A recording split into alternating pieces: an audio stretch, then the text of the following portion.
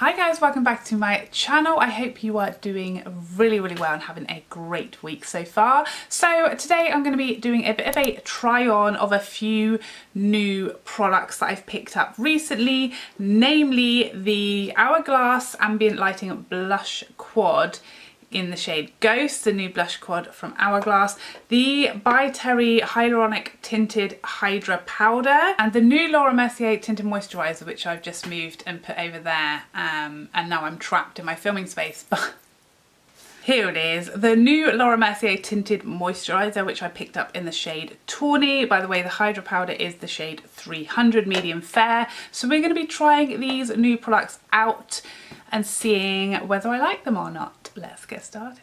Okay, so I have primed my skin with my usual Tatcha Silk canvas. By the way, every time I do this, I want to pull the cap off because my expectation is I'm like kind of thinking it's like the Lancome Skin Feels Good or like the IT Cosmetics where it's going to have a pull off and then a pump.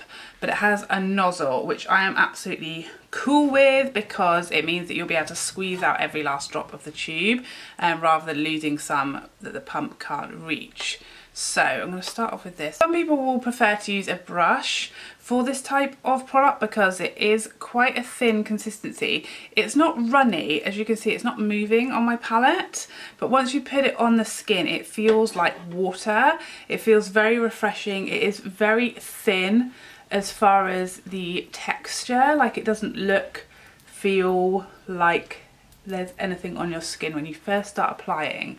Can you see like how little coverage it gives? So if you want some actual real coverage, you'll definitely have to build up, but even so you're only really going to get a light coverage from this product. It's definitely like a standard tinted moisturiser. I know sometimes like the IT Cosmetics calls itself, you know, a CC cream. Other products along these lines sometimes call themselves one thing, but they're actually more of a foundation. This is definitely what it says. It's a tinted moisturiser. It offers a tint, but it is there to moisturise and just even up a little. It's not gonna cover as such. You can see my redness can still peek through. All of things like beauty marks, spots, hyperpigmentation, everything is still fully visible. It's just like taking the edge off, toning things down, evening up a little bit. Like I said, some people will definitely prefer or want to use a brush with this because you can probably achieve a bit more coverage with a bit less product, but I just prefer using a sponge with this one.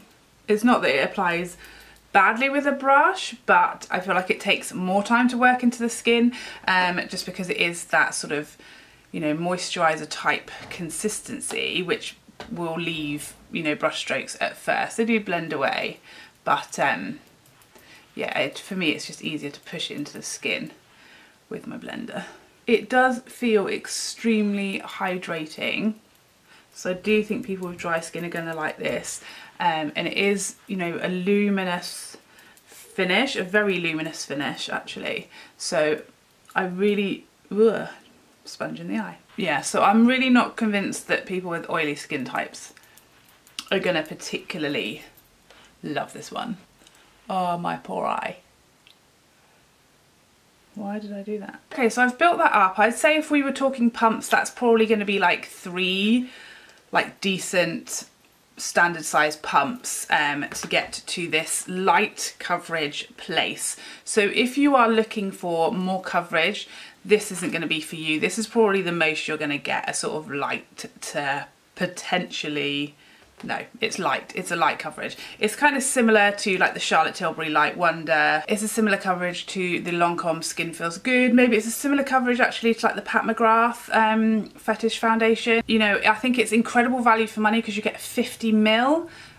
So I feel like for every day, for, you know, a nice hydrating, natural looking skin-like finish, it's perfect, and you get such a big amount of product that it's really going to last you a long time. It's very hydrating. It's got SPF 30. For me, I'm pretty happy with that in the winter over my, you know, regular moisturiser that has SPF in it. I don't use a separate SPF generally in the winter, so I feel like, you know, something like this or something like my Trini BFF cream as well as my regular moisturiser with SPF in it, and that's kind of enough for me. But yeah, this is kind of the look that I love for like quick everyday school run, work and things like that. It does wear really nicely, but it will be luminous. I think it's nice and smoothing and hydrating and fresh and young looking for more mature skin. But yeah, it's not going to cover much and it is pretty glowy, so that's going to be, you know, a factor in whether this is for you or not. Just going to quickly do some concealer and things and then we'll be back. Okay, so I'm back. I've just done brows and lashes and put a bit of bronzer in my crease because that's all I've got the energy and time for today. So I just wanted to show you the foundation. This is like sort of 15 minutes after application. You can see it's still very glowy. It's not going to dry down. It's not going to set. It's going to be shiny, glowy. It's going to transfer. It's going to stay tacky like all day basically. So if you don't like that, then you'll either want to set it or it won't be one for you because it's not going to dry down, you know, matte. It's not going to dry down to being transfer resistant because it is a glowy, high SPF tinted moisturiser. That's exactly what it is. It does what it says on the tin, which is rare these days. So I just want to show you now the By Terry powder, which I picked up. Now, the first thing about this powder is the packaging. They got right what Pat McGrath got wrong, and that is the mess-free packaging. Now, I've used this a few times. You can see there's only a tiny bit in there, and actually when you want to get this out, I will just tap. See how much I tapped in there? And you've got what you need in there and very little else in there, which is ideal. I love this packaging. It really doesn't let anything out other than what you tap out, which I love. I think that is perfect. So I picked up the shade 300, which is called medium fair, but I'm sure you can see this is in no way would I call this a fair shade. I'm like a medium to tan skin tone right now. My body is like an NC40. This shade of tinted moisturiser is probably more like an NC 35 to 37 kind of shade. You can see my face is quite a lot lighter than my bod. And this shade is right for me now. I've set my under eyes, my concealer areas with my Jeffree Star powder because this is too dark a powder for me to use under my eyes. It's going to darken that area because this is like designed. I picked this shade to go more all over the face. So I have now used this powder a few times over different foundations. So the first day I had it, I used it over this tinted moisturiser, which I liked. It definitely gave me a bit more of a sort of toned down glow and a bit more of a less sort of tacky finish. You can see there it's definitely sort of darkened up that moisturiser slightly, so it's going to help me to not be so light in comparison to my body. But it is very natural, so it does have like a slight coverage to it, so you do want to make sure you get the right shade. I almost picked up the lighter shade 200, and when I went into the shop, that is definitely too light. But if I wanted to use this under my eyes, then I would use the shade 200, and probably in winter 200 might be better for me. But yeah, that's why I'm not putting this under my eyes. I think it would be nice under there, but it's just too dark for me at the moment to put under there in this shade. So I used this yesterday over the top of my ABH Luminous foundation, my Anastasia Luminous foundation, because I wanted to use it over the top of a foundation that I knew well, that I know how it wears, I know how it, you know, looks, what the finish is like, and it was glorious. It just, that foundation on me, because I don't really like to set foundations, I don't want to lose the glow, but throughout the day, if you don't set the Anastasia one, on me, it does get like a hair on the too shiny side as the day goes on. This stopped that happening. Like, it kept it at the perfect level of luminosity for me. It literally, it didn't take away the glow, it didn't mattify, but it did keep everything super smooth, and it just kept it at that perfect level of luminosity that I love when I first apply the Anastasia foundation. So you can see that powder has just taken kind of the edge off of the real shine, but kept everything glowy and luminous. It doesn't look like I've powdered. It doesn't look like I've mattified my skin. It's just taken the like slightly wet edge off, and this is how it stays all day. It just looks a lot smoother. It's definitely added a hint of coverage, so I'm now kind of at a light to medium coverage. But yeah, I think you definitely need to get the right shade, because it will darken or lighten your foundation, because it does have that bit of colour and that bit of coverage to it.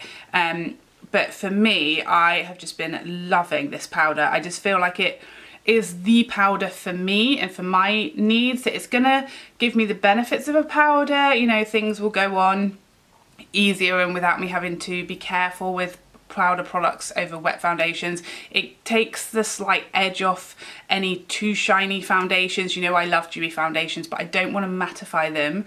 I don't want to take away that really lovely glow, because that's what I love. And this doesn't do that. You keep all of that glowy luminosity, but it just keeps it there, like it freezes it in place as it looks at the start of the day. And with me, my skin, things get glowier a little bit throughout the day. So if you start off glowy, towards the end of the day, it can be a little too much. So yeah, I'm a big fan of this powder. I absolutely love it. I definitely want to pick up the shade 200 for the winter, and so that I can try it under my eyes as well, because it's just so natural. It doesn't look powdered at all. So this is super close. You can still see I'm still really glowy and luminous and healthy and not powdery looking, which is what I love about this powder.